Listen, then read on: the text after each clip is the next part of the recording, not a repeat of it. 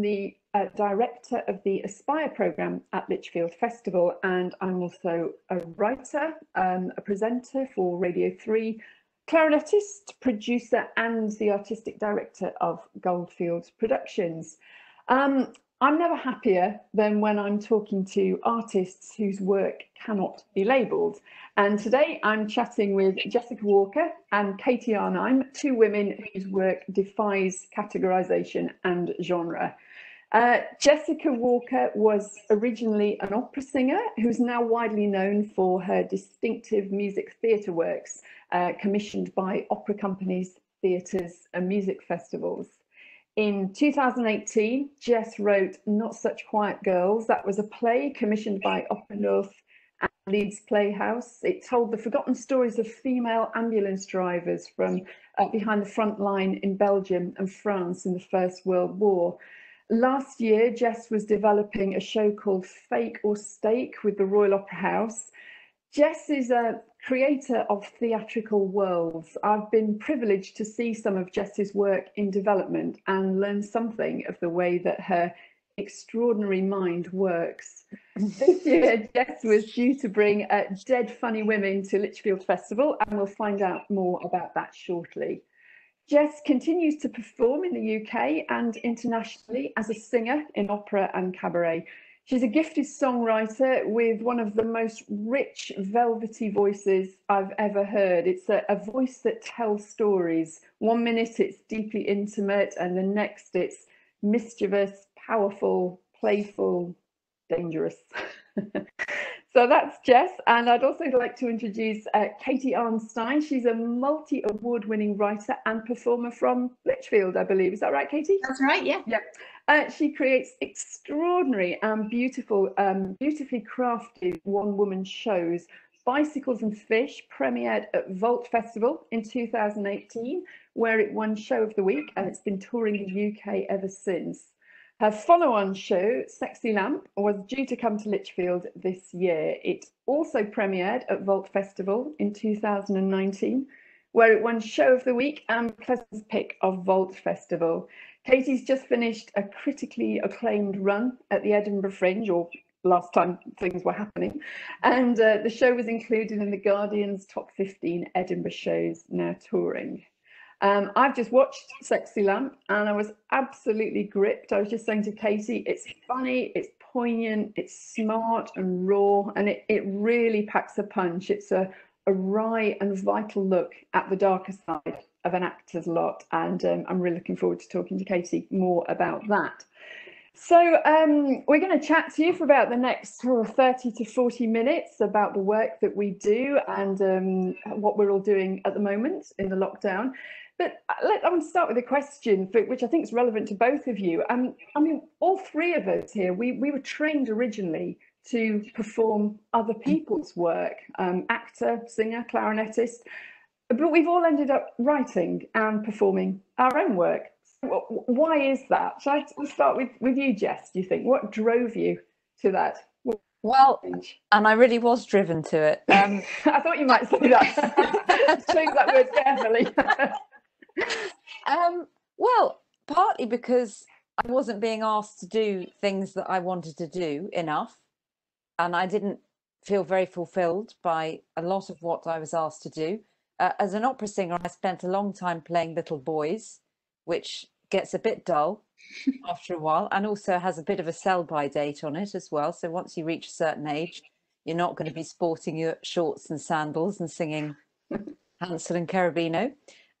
So I was always going to have to change what I did to a degree anyway, but I felt very frustrated creatively, and I'd only become a singer. I always viewed myself as a singing actor. I'd only ever done that because I wanted to be involved in the creative world, and I felt very much that I wasn't. So that's why I started writing my own material, and I was quite fortunate because I had connections with opera companies and festivals as a singer. And it was at a time when they were just beginning to look for women to be actually creatively involved in their organisations. So I got some sort of lucky breaks, really, about 10 years ago, and have gone from strength to strength. Katie, did you have those connections in place when you started writing, or was yours a slightly different journey? Yeah, it's like the frustration is the similarity, and the being sort of forced onto the journey that I didn't necessarily choose myself. But it was I was doing a number of shows. Well, a number is actually a bit a bit too self-congratulatory. I was doing a few jobs that over a few years that were just really unfulfilling, underwritten, poorly put together. I was often the only woman in the room, and it was getting tiring. And then, like, sort of the straw that broke the camel's back was I was doing a theatre in education show, and I was playing, one of the characters was mum, and I fell out with the director, which isn't normally my vibe, but the argument came because he said, you have to wear an apron, else how are the audience going to know that you're a mum? And I said, what do you mean? And sort of the conversation went on like that. And I thought, well, if this person has the confidence to put themselves in front of a room and be the director and write this script, then maybe I should have a go at writing something. And so I did. I wrote a scratch night piece, which is sort of like an open mic where you can bring dance or song or anything really. I wrote a 15-minute scratch night piece at Redbridge Drama Centre. And so although I had limited links with them, they saw the performance of the scratch night and then so kindly gave me rehearsal space to develop it into an hour. And that was Bicycles and Fish. So without them so kindly looking after me at the first stage, I wouldn't be where I am today. So yeah, I think that's why I'm here, and I owe a lot to them. And did you start small, Jess, or were you straight in at the deep end? Well, yeah, both actually. I started small as in solo performance because I thought I could handle writing for myself, but not for anyone else yet. But my first project was with Opera North, and it was quite a big tour, and it was really a baptism of fire, I would say, because I was working with a really gifted director called Neil Bartlett, who's also a wonderful writer. So we wrote it together. And that was interesting because I still, in a way, wasn't exercising my writer's voice.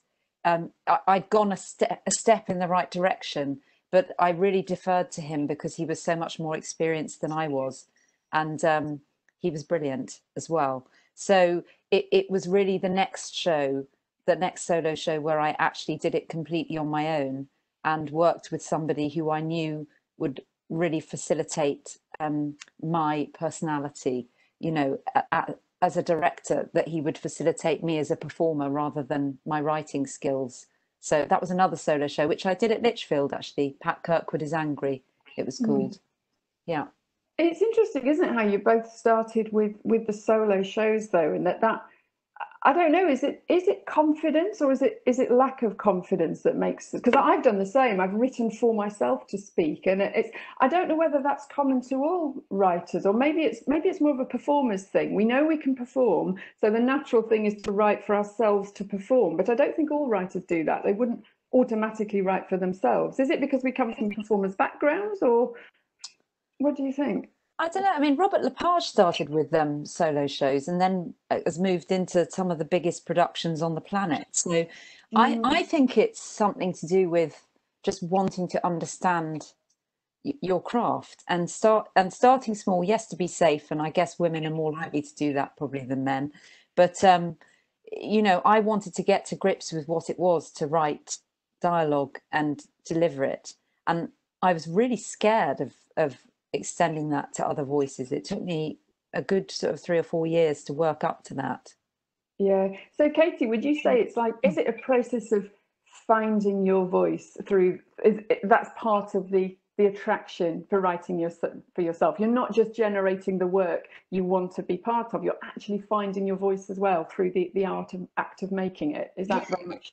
It was exactly that. It was about you know, sort of, as we mentioned before, the frustration and not getting the work that I feel like I've been trained to do. You know, you go to drama school and you do all of these Lady Macbeths and these huge speeches, and then you get out and first off, the numbers are against you as a female performer anyway, and people all the way high up have the attitude, you know, no, we've already got a female in this company, or we've already got a show about a woman this year, that sort of thing. And so it was about finding using the frustration that I had to create something that mattered to me, and I think mattered to a lot of people. Like, I really believe in the universality and the uniqueness of female stories, and I think that you can tell your personal story and it reach people because of the truth in it, and that's really what led me to where I am now, just really believing and having people believe in me as well, that we've got stories that are worth telling and worth hearing.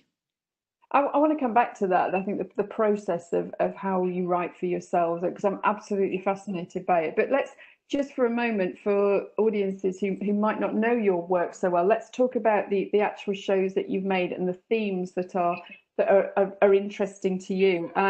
Jess, which show would you like to talk about? There's so many, and they're all so interesting. What do you think is a really good example of your work, if someone was new to your work? I don't know, but what Katie was saying then about, you know, our stories being worth telling, and I think that Katie's work is more obviously confessional and autobiographical. But what I realise that I do is that I put my autobiography through absolutely everything that I write, even though it's about other people. So I always do it by subterfuge. So I'm never actually writing about myself, but of course I always am. And so I guess the common theme really with a lot of my work is that I pick up stories, usually of marginalised women through history, and I try to imagine what it was like to have been them, and I create their world, and then I tell their story. And really, that's what I've done that most of the time, whether it's been through plays or cabarets.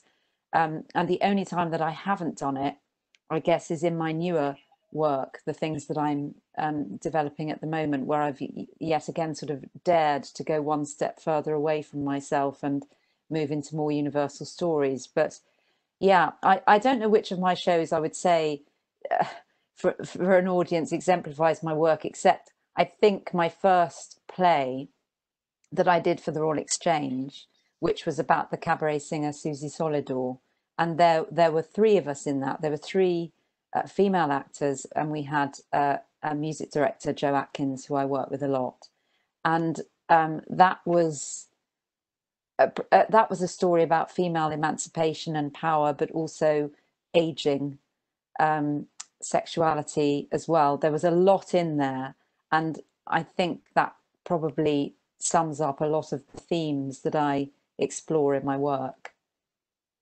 Have you always had free choice in the subjects that you pick? Yes, until Opera North and the story about the female ambulance drivers, which was a commission. So they directly asked me if I would write that story, but I was given completely free rein in how I wrote it. So that was pretty amazing, actually. Yeah.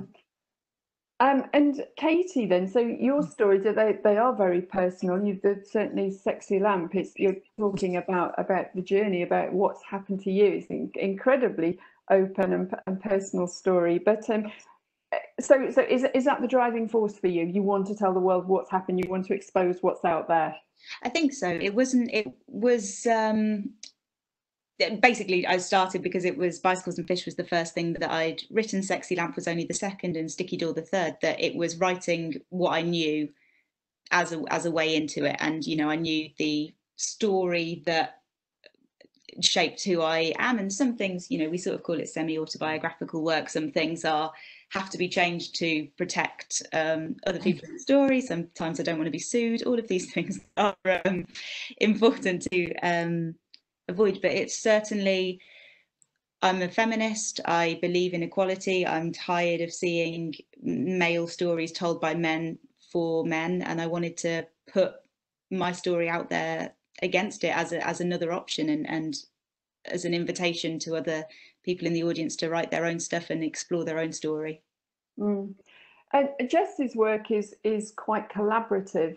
Generally, she's often, you don't always perform in your own work, do you, Jess? Not anymore. No. In fact, sometimes I'm paid not to. Right. Do you like performing in your own work? I'm going to come back to you, Katie, but I'll just ask Jess this one. Do you enjoy that, or is it better to be outside it? I like both experiences. I think the thing is that there is some absolutely wonderful purging that you get when you're performing your own work, that there is nothing like it. And it's exhausting. And you know, the last show that I wrote that I performed in, I did, you know, 28 performances in under a month, and I got shingles, and you know, I really felt ill. And so now I quite like to do a mixture. I like to step back a little bit. It feels like a real luxury to write something and watch other people do it. It's very exciting, actually. Yeah, it's a different process, isn't it? And Katie, yeah. I know it always takes a team to make a show, even if it's a really small one, but essentially your shows are you, aren't they? Is that something that's really important to you? Do you imagine that you break into more collaborative teams, or can you imagine writing your show and giving it to somebody else to perform, or is that really can't go there? Yeah, I mean, it certainly feels nerve-wracking at the moment. Yeah. I have an amazing team around me. Ellen Havard is the director of Sexy Lamp and Sticky Door, and she's also sort of the story protector. So in rehearsals, you know, I'd be writing reams of nonsense, and she was like, "This is cool and funny, but like, what's the point?" And that's very important to have someone lead you. And Ellen's done that, and Becky D'Souza is my producer, and having a strong team really gives me the confidence to focus on the writing and the performance and get out the work that I want to with them helping me. It really feels like a team effort, and a bit untruthful just being on the stage on my own, because it really is. I'm held up by a lot of people, but they're just not there for the hour that the audience are. But yeah, audiences often don't realise that, do they? How many people, even with a one-woman show, they think it's just you putting it all together. You're probably doing a lot of it, but yeah. But when you write it, are you a writer and then you go completely into performer mode, or are they always kind of mixed up together? Do you know what I mean? Yeah, I think are they separate parts of your brain? That's interesting. So I've never been trained in writing, and I was never really encouraged to do it at drama school. We didn't do any sort of devising or script work, which I think is something that if I could go back and swing a curriculum anyway, I would really encourage that branch of education. But when I wrote Sexy Lamp, I was a waiter. When I wrote Bicycles and Fish, I was a waiter. And Sticky Door was the first show where I was allowed to, we got Arts Council funding basically. And so I was allowed to take a month and could afford to take a month to write a show.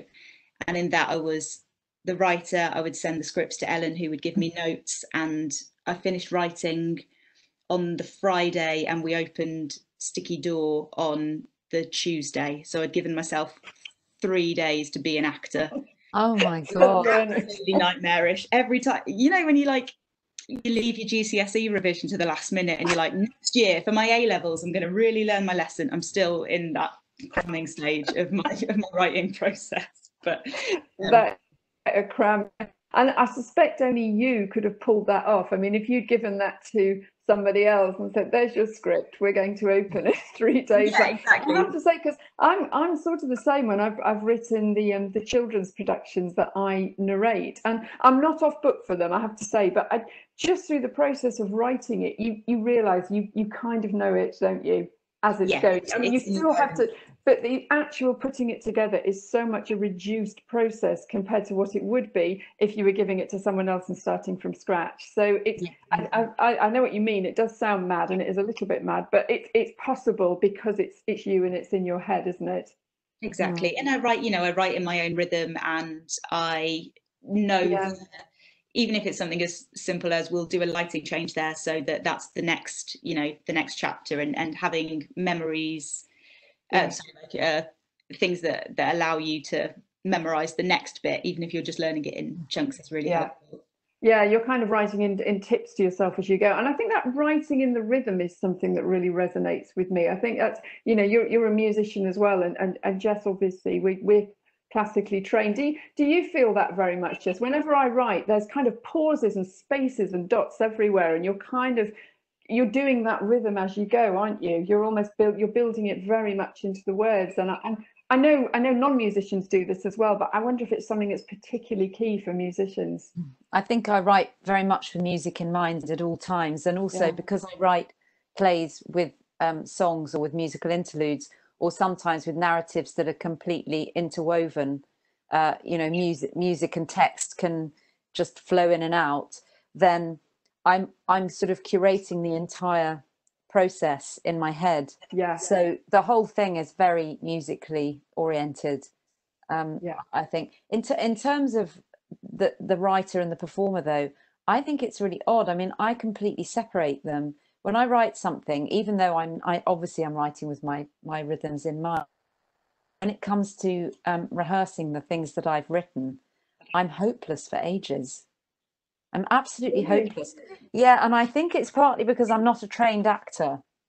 So I have none of the techniques that actors have. And I watch actors, and the way they can just slip into authenticity when they deliver other people's lines, I'm completely in awe of it, and I can't do it myself. And it takes me so long. And I can see the other actors getting really frustrated with me because I'm just very wooden for about a week, even though I've written the text. So don't know what to say there. Just not a very good actor. I'm no actor, but I can read a story that I've written, but I suspect I can only read it one way. I think I'd really struggle if somebody asked me to do it in a different way, which is, you know, it's just the way I've written it for myself. I think it sounds as if, although all of us have different people to take on the different roles, the directors and the writers, but actually in a way they're all in your head at the same time as well, aren't they, as part of the process. And I don't know about you, but for me it makes it remarkably efficient sometimes. I mean, one of the reasons I started writing stuff was purely for practical reasons. Actually, I could really get stuff done quite quickly, because when you're thinking about all the elements together, like with your shows, Katie, where you think, oh, I need a song there, great, I don't need a songwriter, I can just do it myself. And I think you know, you'll think it is quite efficient, isn't it, being able to wear many hats. You don't have to have lengthy production meetings about very small details. You can just go, is that a good idea? Yeah, let's put it in. Is that right? Is that something you relate to?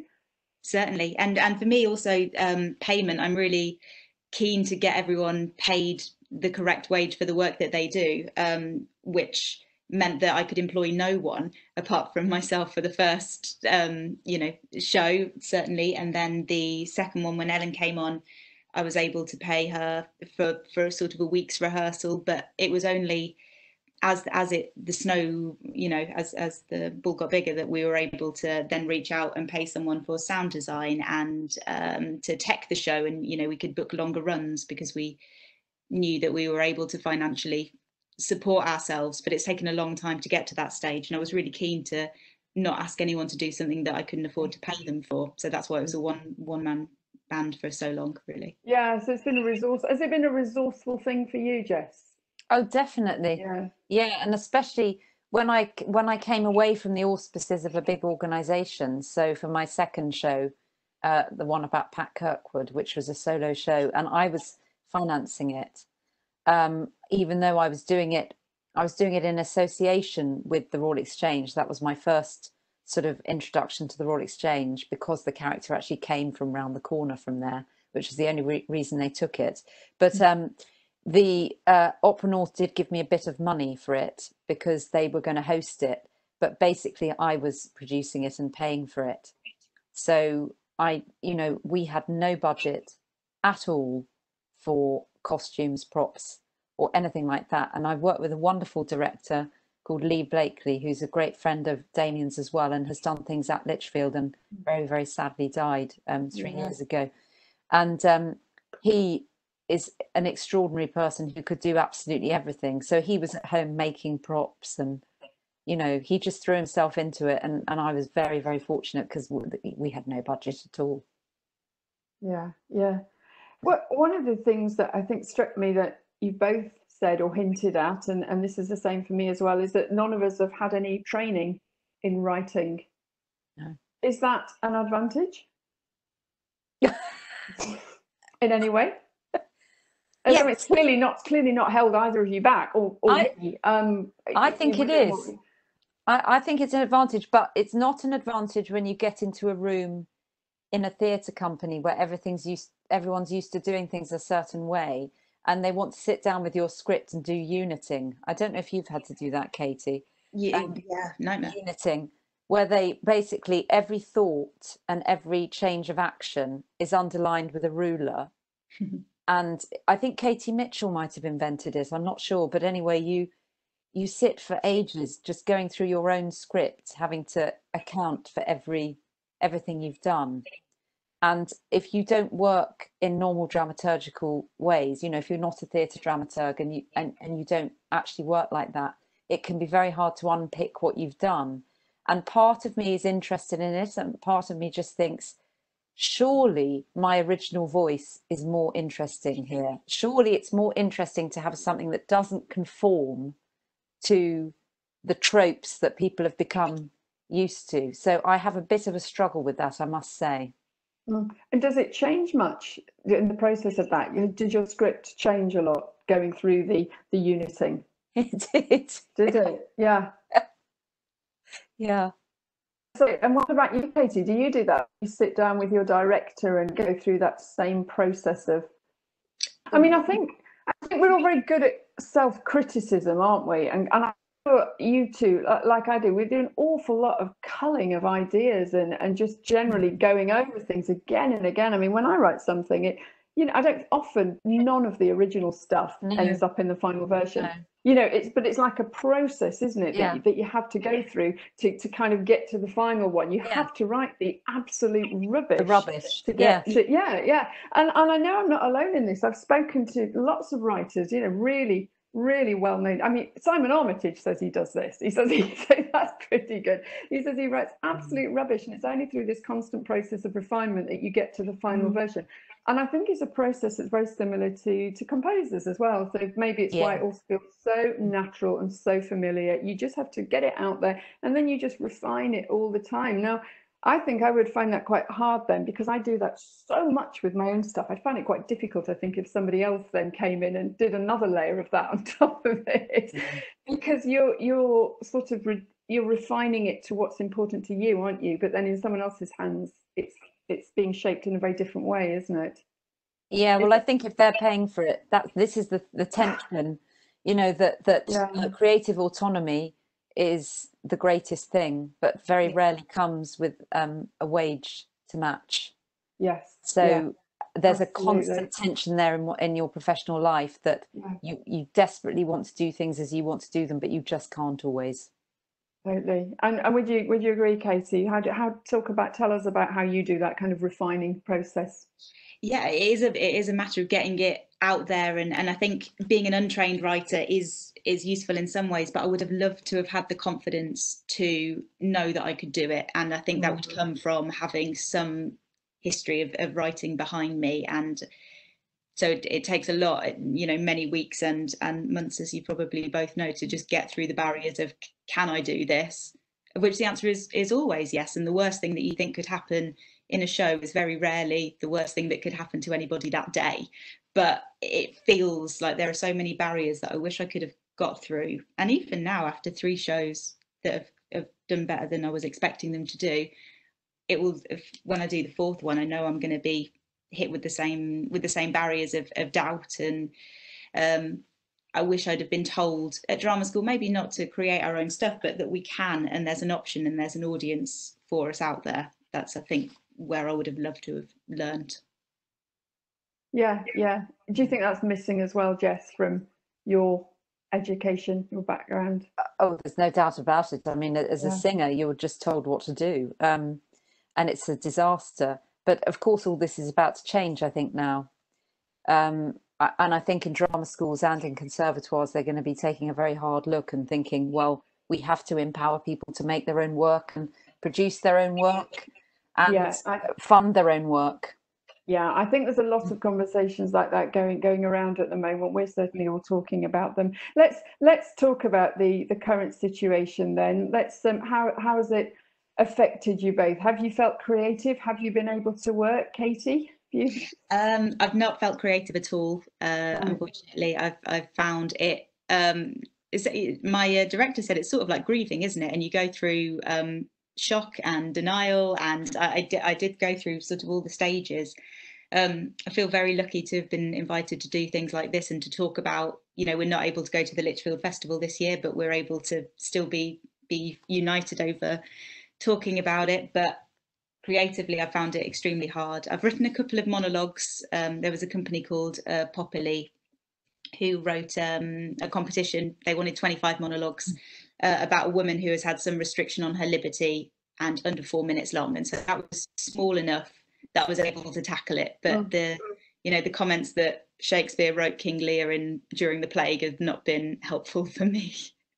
And I've not sort of said, oh, now is the time to write my masterpiece, because I'm target orientated. So I need to have a deadline. I need to have the belief that there's going to be an audience at the end of this. And there have been lots of things that have been in doubt. I feel very lucky. I have my health. I have a lovely roof over my head. But in terms of creativity and what theatre will look like after this, I don't know what that will entail. And Jess, have you felt creative or? I didn't for quite a long time. I felt really upset. It was slightly complicated by the fact that my partner's father died of the virus. And that was awful because obviously we couldn't visit him. So that's been very tough, actually. And I just felt at sea for quite a long time. And then it was only really through meeting up with my music collaborator, Joe, who lives nearby. And we met for a socially distanced cup of coffee. And he was really down as well. And I thought, we've got to do something about this. We can't just sort of disappear. And so I went down the road and talked to Blackheath Halls, which is at the end of my road, because it's shut, and said, look, can we use your hall? Because I can't rehearse with my music collaborator and we're feeling really low. Can we use your space? And that turned into actually hiring the place to make a film of a concert of new work that we've subsequently written. So like you, Katie, I'm very target oriented. All the other things that I had that haven't exactly been cancelled, they've been probably postponed to next year. I couldn't look at any of them. There just seemed no point. I just had no motivation at all. But the moment we organised to do this film, I was back in the game. I was sitting down writing and sending stuff to Joe, and I can't tell you what a difference it's made to me. Even though it's not at all a money-making enterprise, but it will be something that is given to the subscribers of Lichfield Festival, because we're doing it really for them, actually. So that feels like a really good thing. But the only way that I'm sort of coping is by, yes, I've got one eye on the future in terms of what will the future be, but I'm only going there occasionally in my head, because otherwise I would be stopped in my tracks again, I think. Yeah, I absolutely agree with you there. I think that the description of grieving process, I think, is something I've heard again and again through talking to other artists and musicians. It really is like a process where you, first of all, you're almost in denial, aren't you, that it's happening, and then you sort of slowly come to accept it, and just an immense sadness for so many things that have been lost, and some things have been postponed and will come back, but there is a huge amount of lost work as well, which is never valued, evaluated, never appears anywhere, that sense of what might have been, and projects that were really quite far developed, which have just vanished and now won't happen. It's terribly hard. But I also very much understand what you mean about those little sparks of hope. It doesn't take much, does it, for the adrenaline suddenly to kick in again? Oh, I've got a deadline, brilliant. Well, actually, just doing things like this, and I've also been making some little stories for the Lichfield Festival online, and suddenly you're back in your bubble, aren't you? It's like nothing else is happening. You're back in that bubble. You're creating. You've got it's lovely, and it's reassuring that that's not gone. We can all snap back to it just like that. And I think one of the things that I want to keep telling people is just how quickly artists can snap back, especially small scale stuff. So much of the focus is on the big venues, and I've been following it like everybody, and I'm worried sick about it. But actually, there's an awful lot of activity that can spring back to life you know, as soon as restrictions are over, we could have a concert on next weekend. It's that immediate. We don't need those big, long lead-in periods. We're sort of ready to go with stuff. And I think that also needs to be really recognised as we come through this, because that's the kind of stuff that's going to come back quickly.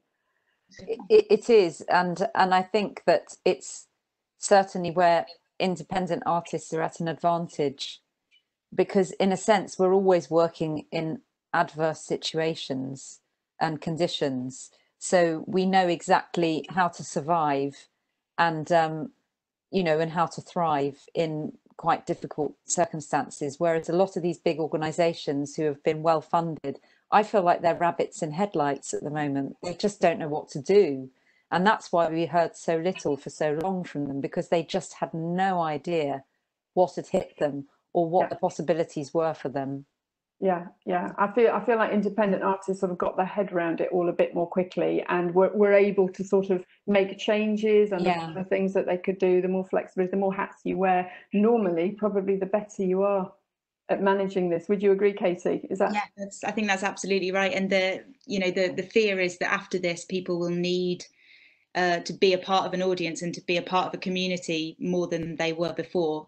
So I think it's absolutely right that independent artists have to be and are ready to go and share. You know, the motivation for doing the work will be there as soon as there's an audience and there's an opportunity to share it. So I just hope that when the rules are lifted and we're able to be together again, that people are able to get that community back straight away by watching a beautiful concert or a great show and be a part of something again, because it's necessary now. Yeah, I'm sure there'll be an audience for it. Let me ask you probably quite a difficult question, but let's ask it anyway. There's a big part of me that thinks that, you know, things like this, they don't even happen once in a lifetime. They perhaps happen once in 100 lifetimes. But surely, in amongst all this chaos and these extraordinary times, there are opportunities for change, opportunities to make things better, opportunities to look at things in a different way, and perhaps just take time out to examine the way of what we've always just put up with, considered normal, accepted, and we're all thinking about things a little bit more. If you could change one thing about the arts, or the way you work in the arts, or two things or three things, I don't mind. What do you have an idea of what you would change? Do you have a wish list of how you'd like people to perhaps?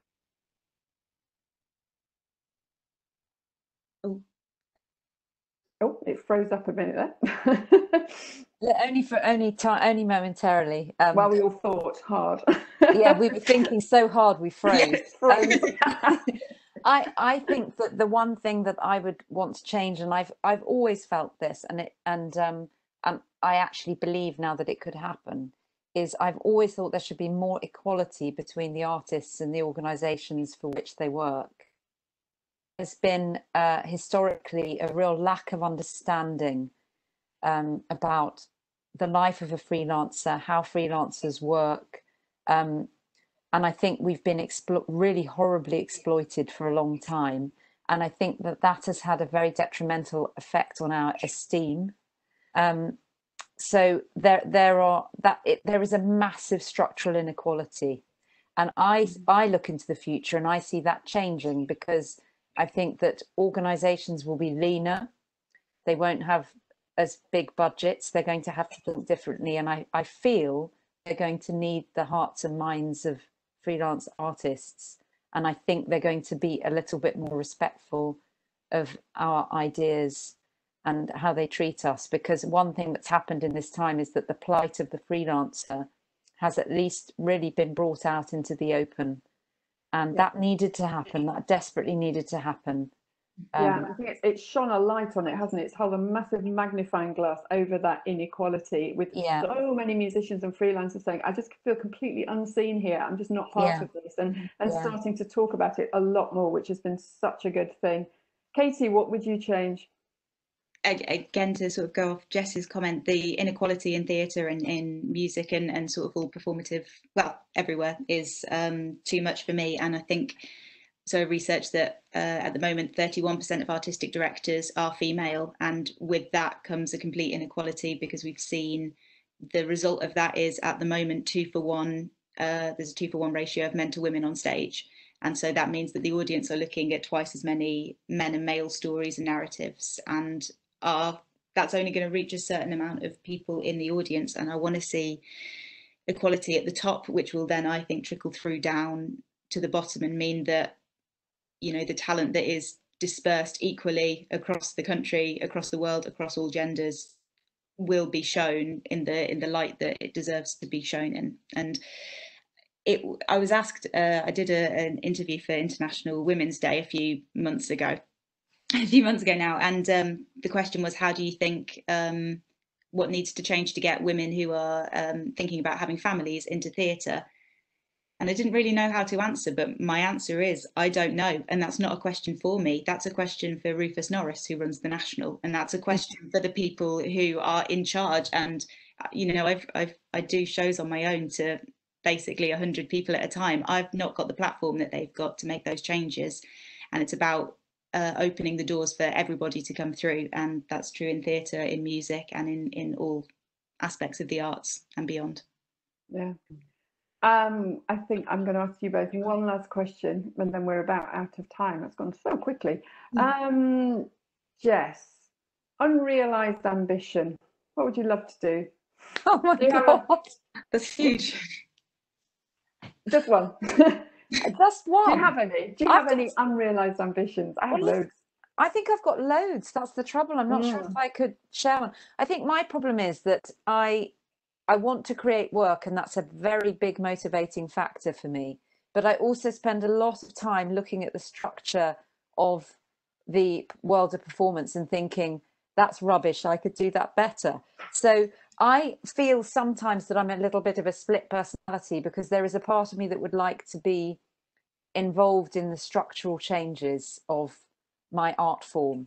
But there's another part of me that thinks that would completely eat me up and I would never do any of what I really want to do. So I don't know if that answers your question. That's a good answer. I feel the same. I often feel very split depending on where my head is at that particular day. I think, am I thinking strategy things, or I'm actually just going to disappear into a creative bubble, but I don't know which way it's going to go. Katie, do you have any unrealised ambitions? Well, plenty, and also as Jess said, yeah, feeling split and torn and not knowing which part of me to listen to. But I'd like to eventually be an artist in residence at a venue, ideally a regional theatre, and get to speak to the community about the work that they want to see, be a part of creating it and putting it on for that community, and supporting schools, youth theatres, you know, care homes, the whole community, and bring them into the spaces that should be for them and at the moment aren't. That's what I want to do.